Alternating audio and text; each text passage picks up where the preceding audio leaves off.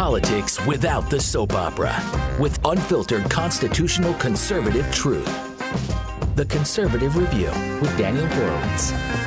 And welcome back, fellow taxpayers, non-illegal alien American citizens, to the Conservative Review podcast. This is Daniel Horowitz back in the house after a quick vacation yesterday. Well, it wasn't exactly a vacation, but it was Yom Kippur, the holiest day on the Jewish calendar. So I was at a commission back today, and nothing has changed.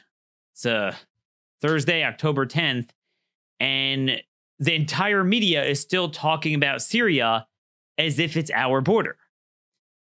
Now, today we are going to discuss a bunch of cases. I'm going to be doing a lot of reading today, just because I think there's a certain effect to reading some of these stories of how we have the gruesomeness of Syria in our country that we brought in, and yet nobody seems to care. So suddenly the Kurds are the most important people.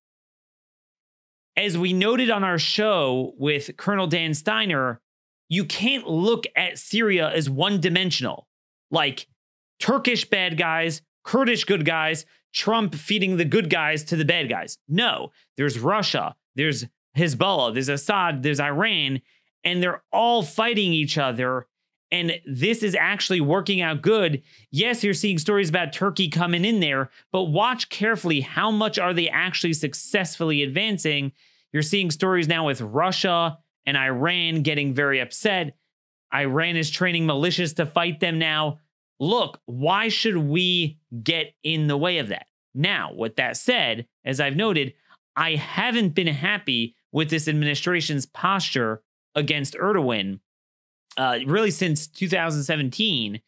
I think he has exposed himself to a lot of these attacks. Oh, you're only doing this because you have some sort of arrangement with Erdogan. You got Giuliani, all of his private associations and everything. So yeah, I mean, that's a problem. I have an article out today showing how pulling out of Syria, meaning the premise that we have no business in Syria, is not mutually exclusive to taking a tough line against Erdogan. And in fact, here's how we go and do it. So I have an outline of what to do. And really, that's what we're about here on this program. I don't like just criticizing.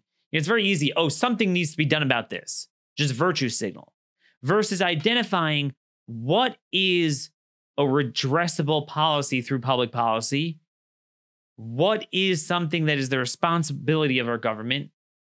And what is something we can do? Now, I can't solve the Syrian civil war.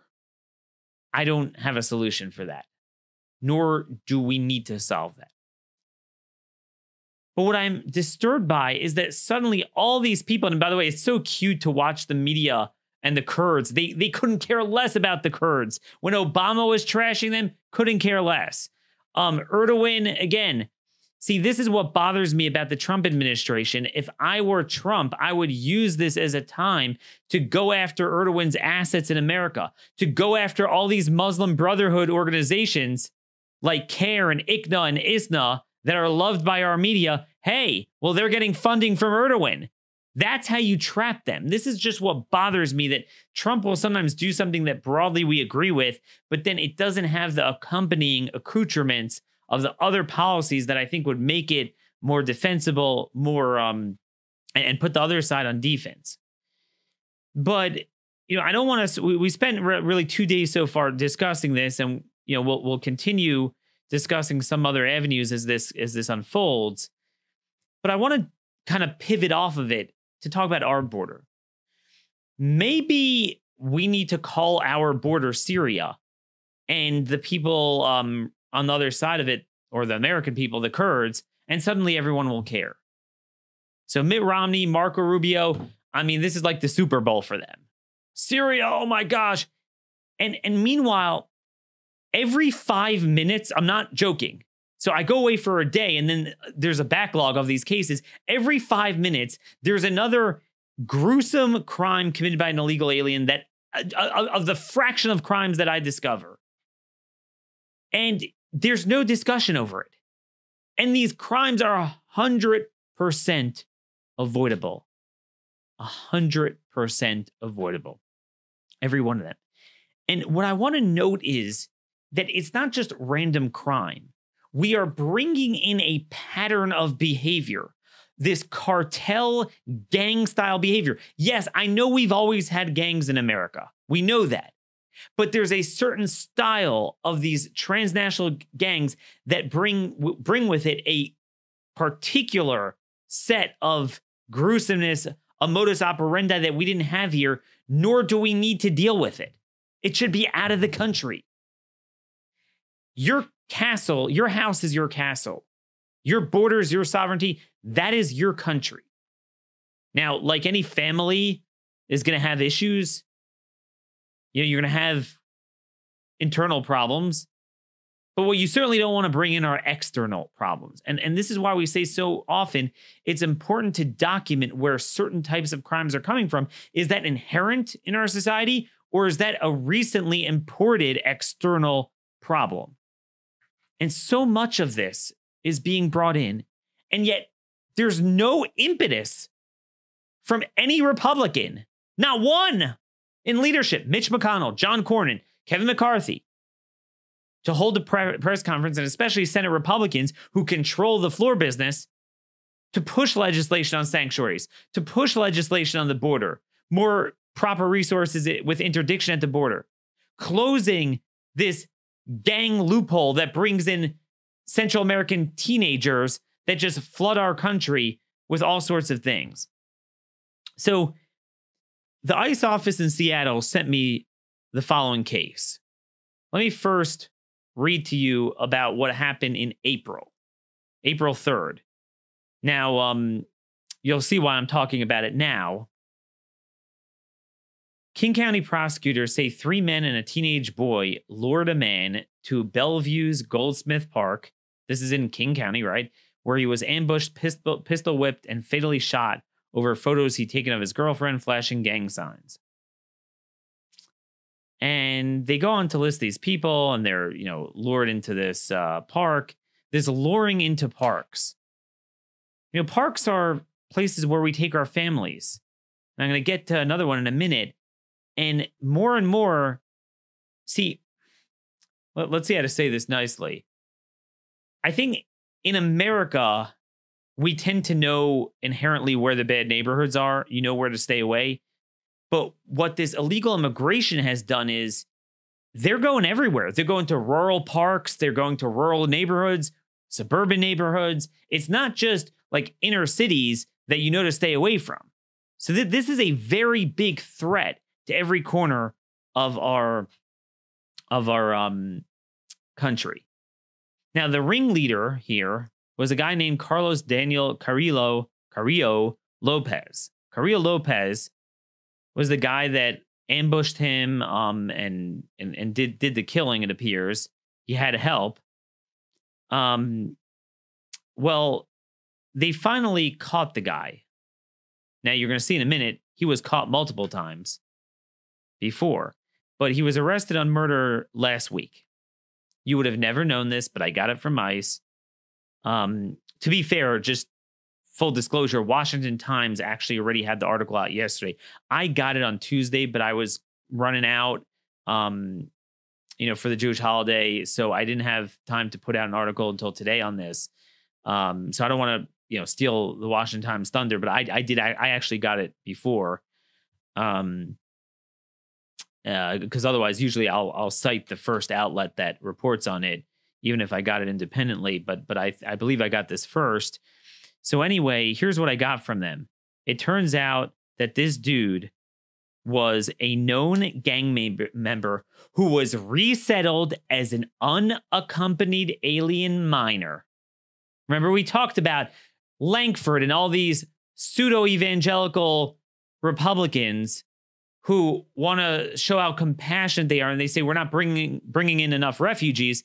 And I noted one of the many points I made is that they're forgetting that we're bringing in Central American teens as refugees. They're resettled under the Office of Refugee Resettlement.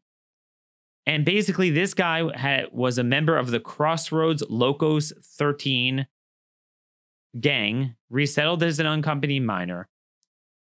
And he was encountered by Border Patrol April 15, 2015 in Arizona, and he was let go with it to a sponsor in Texas. I'll bet you anything that sponsor was an illegal alien. And by the way, people who sponsor these dirtbag murderer gang members themselves now get amnesty. Right? That is a law that your Republican Congress passed in February and Trump signed into law. They get amnesty. You can't deport the sponsor now. Anyway, so that's on the federal policy. Once again, we see this UAC culture. These teens that we're treating as refugees, and they are the most violent people around. This is, see, we talk a lot about the border, but what's not being done in the media is tracing it back to all of the individual communities. And certainly you're seeing this in places like King County, which is just a cesspool. So here's the timeline. So this murder happened on April 3rd of this year. There were numerous times he was caught before and after.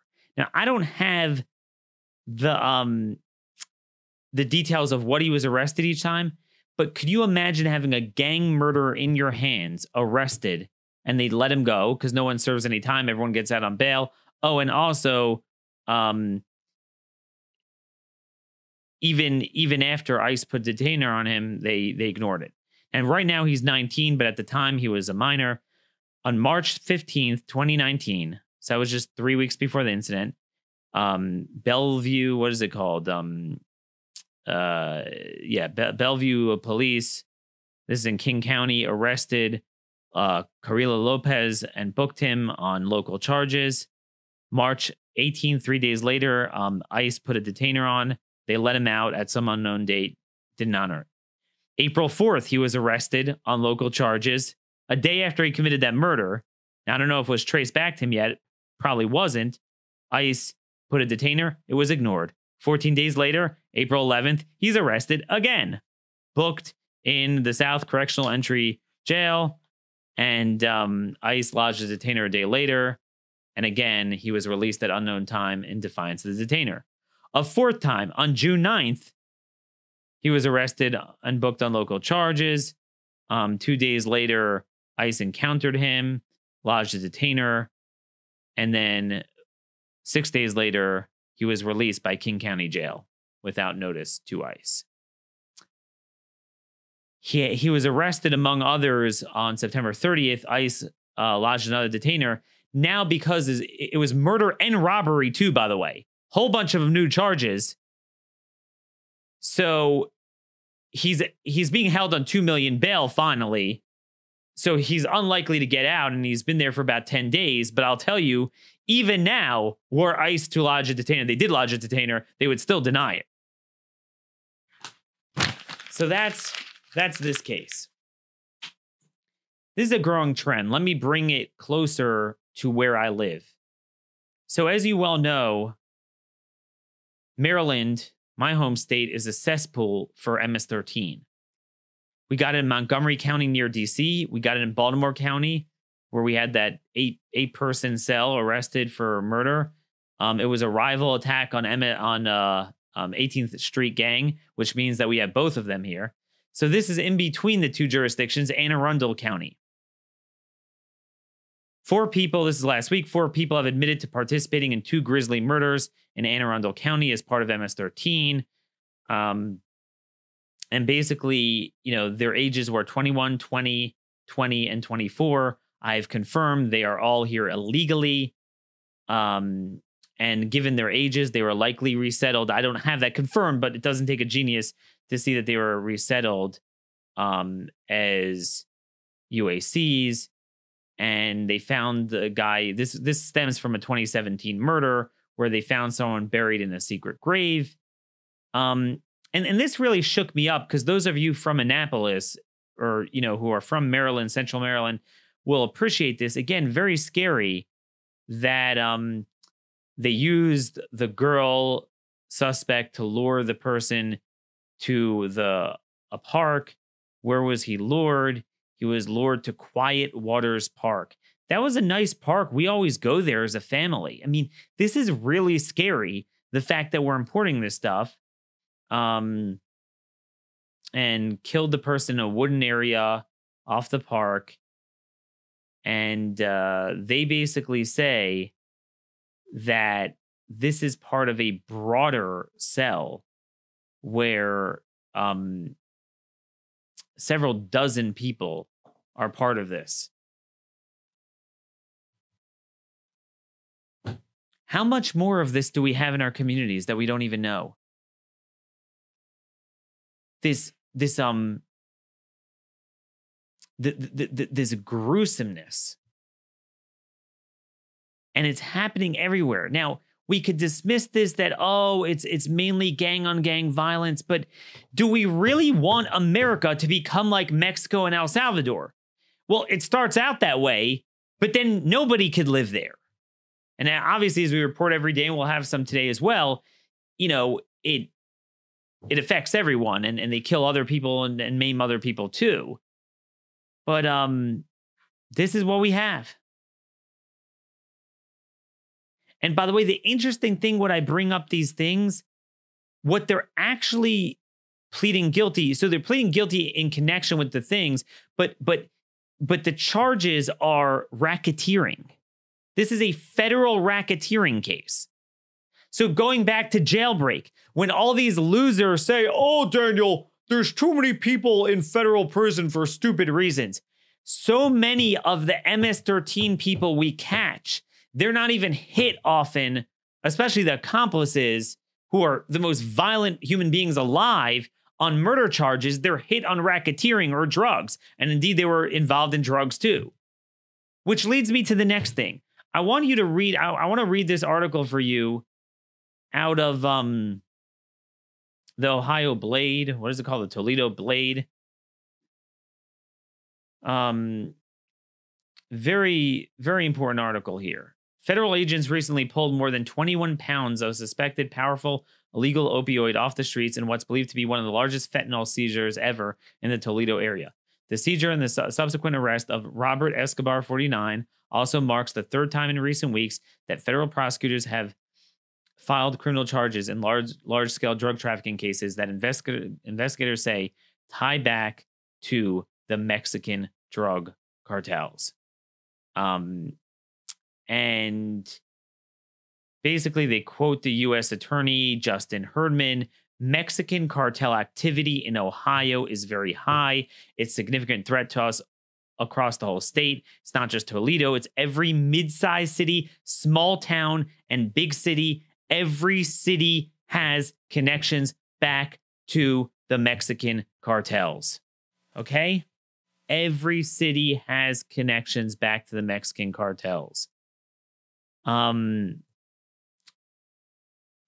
This is a big deal. It's nothing new to you guys. But he says that's where our drugs are coming from. They're not being manufactured here in the United States. The way they get here is through the networks that the cartels run. Everyone's talking about Ohio and opioids and going after manufacturers and you know, the pharmaceutical companies. It's all an immigration problem. If they're not coming in between ports of entry through the border and they're coming in trucks, but the networks are largely criminal alien networks that if we didn't have sanctuaries, if we didn't have these border loopholes, if we didn't have the tens of thousands, hundreds of thousands of these kids, teens from Central America resettled here to serve as the runners and the distributors. And because, again, wherever you have the gangs, you have the drug trafficking because they contract for the cartels. They're the retail level distributors for the cartels, MS-13, 18th Street, Locos 13, all these groups, Latin Kings. You know, this is the issue. It is all a criminal alien problem. It's an external problem. It's a border problem. Yes, a certain level of drugs we're always going to have, but this degree of lethality, this ubiquitous for this cheap, is because they have these undetected networks in this country where they could easily be broken up if we merely enforced our immigration laws. I'm not asking that we have a new expensive war on drugs. I'm saying merely enforce our sovereignty and have interior enforcement and then come back to me about the level of the drug crisis. But we are bringing the cartel, transnational gang culture, and the violence and drugs inherent with it into every corner. And that's the thing. We have a lot of violence without immigration. We talk about that all the time on this program. You kind of, let's just say, know where to stay away from it. When it comes to illegal immigration, it's everywhere. It's everywhere. No place is safe. Unbelievable. Truly is unbelievable. And by the way, just really hoarse here, getting a cold. I noted 2 weeks ago, we had this case out of Indianapolis where this illegal alien, I still don't know the details. Police are being very mum on it, but I do know he's illegal. I found that out exclusively here. Killed someone on I-70. I mean, probably going 75 miles an hour. Shot a guy headshot in a car. That's Mexico-style type of murder that we rarely had in this country. But speaking of this stuff happening everywhere, do you know, I didn't know this. Maybe you guys knew this, some of our listeners from Oklahoma. You know how we always say there's no such thing as a red state? Well, guess what? Oklahoma City, evidently, is a sanctuary. It's gotten so bad that Oklahoma City is a sanctuary. Now, why the state government, which is run by Republicans, remember, Trump and Romney, the last number of elections, Republicans have won every single county in Oklahoma. Yet somehow, I'm told that the last couple of months, they become a sanctuary. ICE arrests Salvadoran alien charged with rape who went to victim's house immediately after Oklahoma County Sheriff's Office failed to honor ICE detainer. Basically, ICE arrested Antonio Ulysses Perez, a 38-year-old illegal alien from El Salvador, charged with first-degree rape after the Oklahoma County Sheriff's Office failed to honor a detainer and released him from custody. Almost immediately following his release from the Oklahoma County Jail, October 9th, Ulysses Perez, this is a brand new case, went to the home of the woman he is alleged to have raped. Basically, ICE lodged a detainer with the Sheriff's Department October 8th. This was just 2 days ago, requesting that they transfer custody of Perez. It doesn't say what he was initially arrested on then. They refused. They let him go.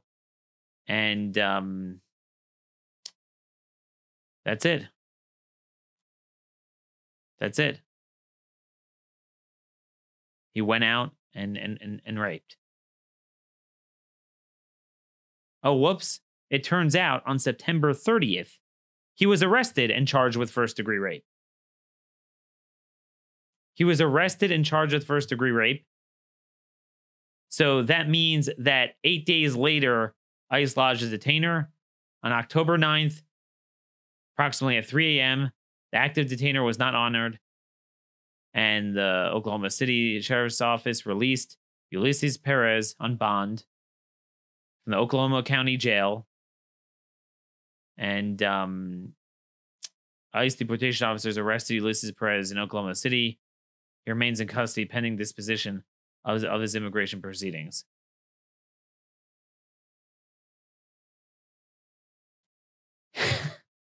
Oklahoma City now doesn't honor ICE detainers?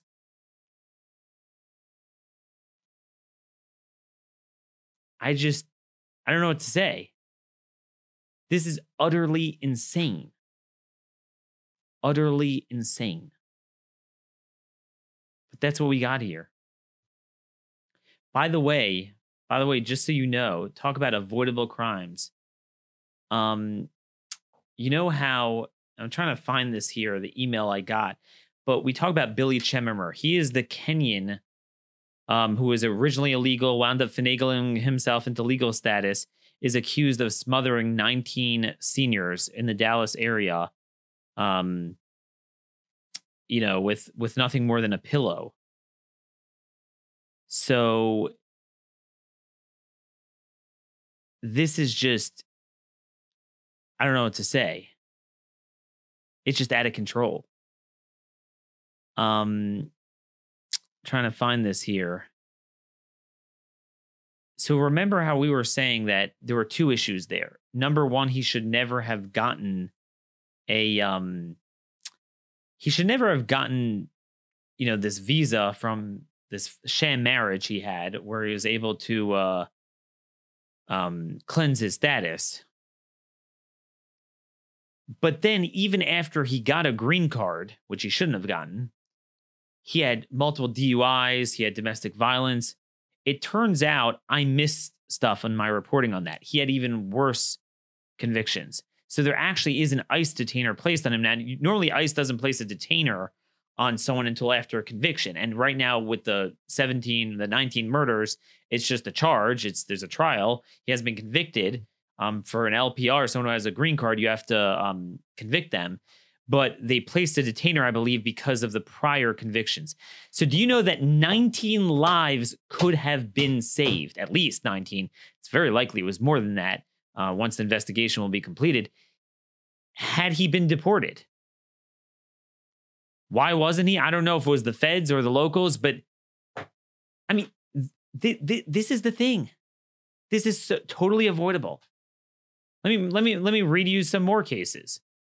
Now, this doesn't necessarily show that they're sanctuaries, but again, I just want to show you this is not just happening in blue areas. This is Greenville, South Carolina, which is where our southern office is located. Greenville police say Wednesday they have arrested a man accused of sexually assaulting a woman inside her apartment for hours in front of the victim's baby. The sexual assault happened early Monday morning at an apartment on Villa Road. Police said Uriel Romero Gonzalez, 24, entered the 20-year-old's victim's home via her balcony door while she slept. Romero Gonzalez's face was partially hidden by a mask, and he was wearing plastic sandwich bags on his hands. Police say the suspect is accused of sexually assaulting the woman over the course of 2 hours after threatening the woman and her baby with a knife. Basically, he was placed in the Department of Homeland Security's custody. And he was charged with criminal sexual conduct, first degree, possessing a weapon during a violent crime, kidnapping, and burglary.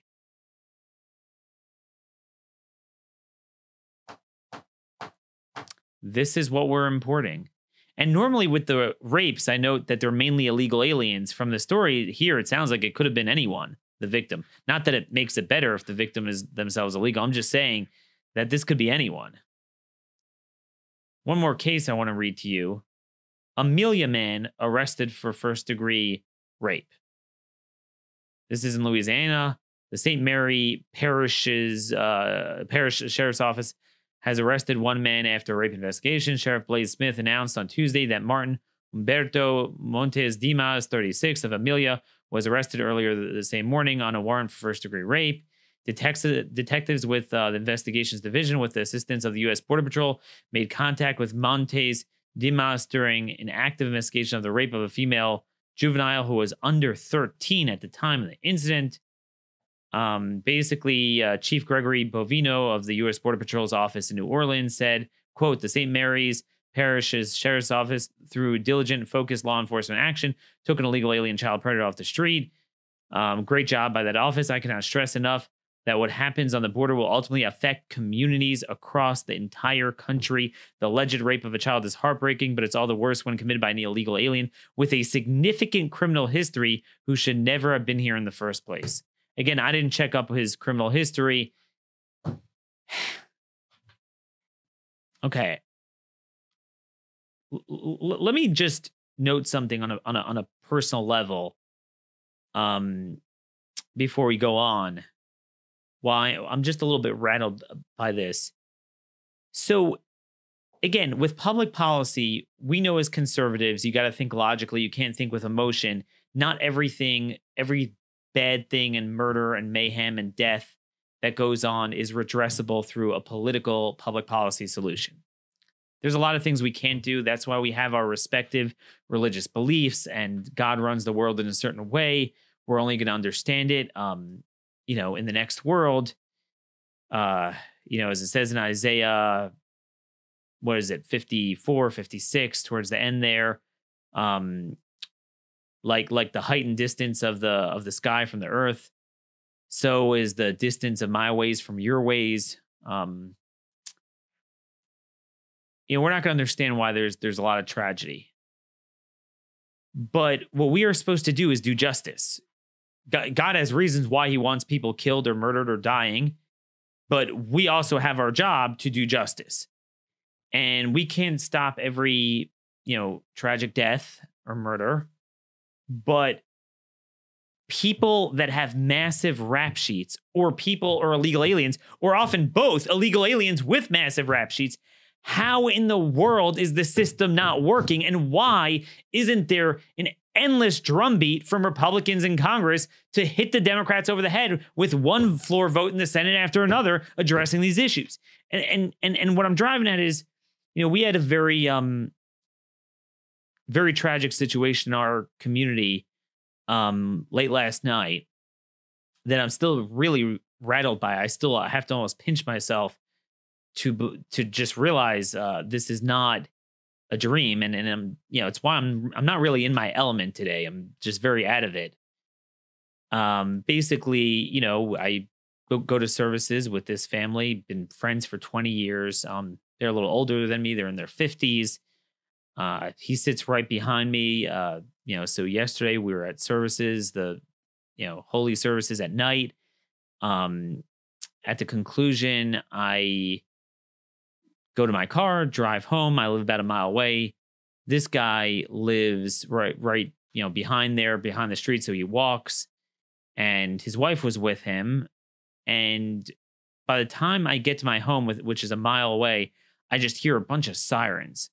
And at the time, I didn't know what it was, but in retrospect, it was him. Basically, his wife was hit by a car right in front of their home, right there, and it's a side street. We don't know any of the details. We're almost positive it wasn't drunk driving. It wasn't an illegal alien. That's not the point here. But I just bring it up just because terrible tragedies happen. She's dead out of nowhere, and I still can't believe it.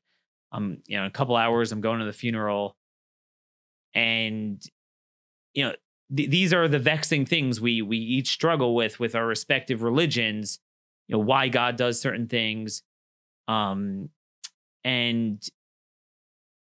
it just underscores what we always say is that cars are one of the most underappreciated weapons of mass destruction. I mean, it's a reality of our life. We rely on cars, but they're, several thousand pounds of steel, and a lot of people get killed from that.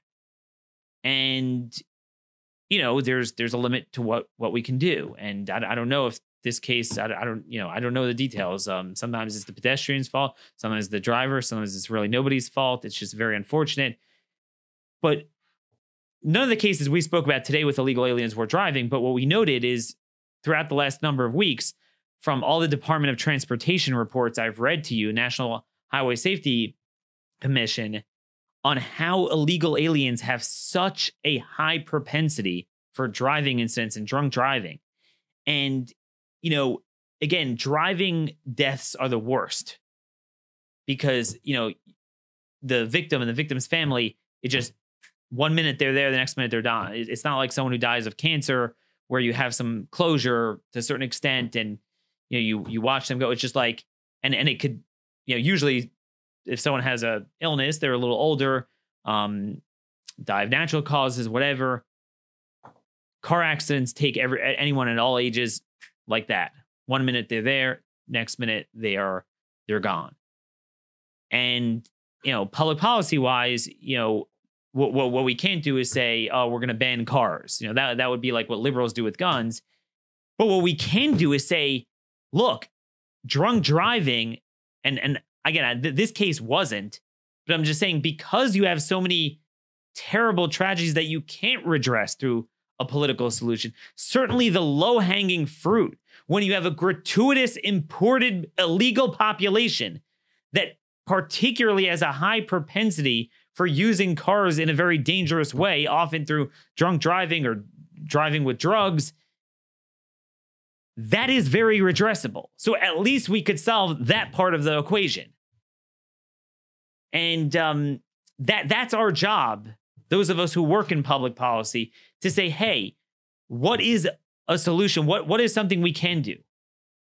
And going back to the beginning of the show, I can't solve Syria's issues, but I could solve our border. What is happening at our border, we don't realize this. It affects everywhere. There's certain areas that are more notorious for illegal aliens, but they're really everywhere. They're in pretty much every single county in the country. And we have careless people that run across an international border. Yes, they will largely do a lot of other dangerous and violent things.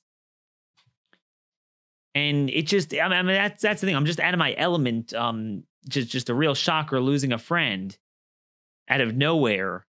But it puts kind of a human face on all the cases. I read to you every day, so many people killed by illegal alien drunk drivers. Losing someone suddenly in a driving accident is devastating. It's as bad as it gets. But, certainly when we have illegal aliens that are just on the road, and there are so many ways we could catch them and throw them out, and we don't. I don't know why this is not a bigger issue. I just don't understand it. I left a lot more on the table, but I hope at least this presentation was, somewhat helpful. And look, I know a lot of you guys are sending me more cases. I don't even have time to do this. If I just wanted to focus on this issue, I'd have enough content from now until the end of time. This is just a smattering of what I've seen. Just the last few hours, what I've seen in the news. And yet there's not a single Republican. Whenever there's a mass shooting, so, you got Pelosi, you got Schumer out there holding press conferences. Here's what we're doing. Here's the legislation. But whenever you have illegals doing stuff when they could have been deported, you have sanctuary cities thwarting them. You have this unaccompanied minor program where we're resettling gang members killing people. There's nobody. At best, the ICE director will hold a press conference as he did today. I think he spoke about the Oklahoma case, Matt Albans. But where are the elected Republican leaders? I just don't understand it. This is one of the biggest problems. It's one of the most avoidable problems, and it's external. It cuts to the core of why we have a federal government. It's to protect us. It's not to say we don't have internal problems, but it's the external problems that basically invade all of our neighborhoods that are the most redressable, they're the most avoidable.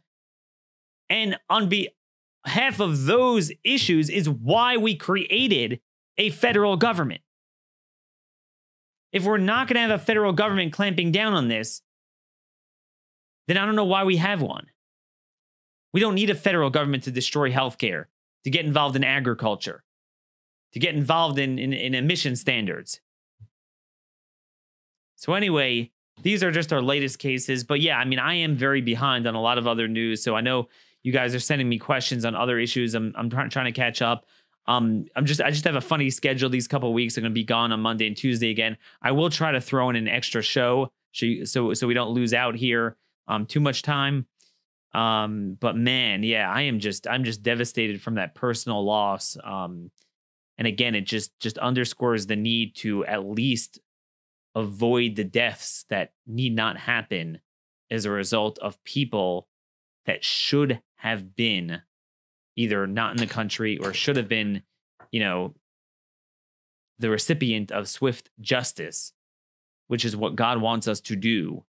God's got the phone number of everyone. If it's their time to move on, it's their time to move on. But, as we say at the end of Deuteronomy, what is hidden is to God, but what is revealed is to us. and our children, to fulfill God's word. And what's out in the open, we gotta deal with. We gotta deter. We gotta punish. And that's not happening. And needless to say, there's tons more jailbreak cases. I obviously reported on Tuesday about the first known murderer to have been released and gone to commit murder as a result of that wretched First Step Act. I can't find a single national outlet that has reported on that yet. You can't redress something through politics that you don't know about, and you can't know about something that's not reported. At its core, that's why we are here. That's our commitment, but I can't do it without you. You guys have been such a help. I can't tell you how many stories I've gotten from you guys. And which, by the way, reminds me, one other thing I just want to note about importing foreign problems. I can't fix Syria and Somalia, but I can make sure I don't import the problems to our country.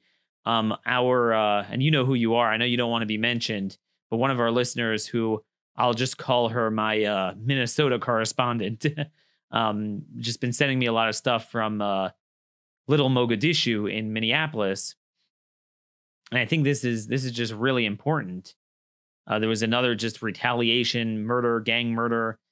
And basically, this is just the article here from Alpha News, a Hennepin County criminal complaint detailing the March 1st murder of a Somali teenager links several other Somali-involved shootings and paints a picture of seemingly unchecked gang retaliation and violence in the Twin Cities Somali community. Quote, in 2009, NPR News reported on the growing violence and gang formation within the Somali immigrant community, and that police had identified a disturbing trend.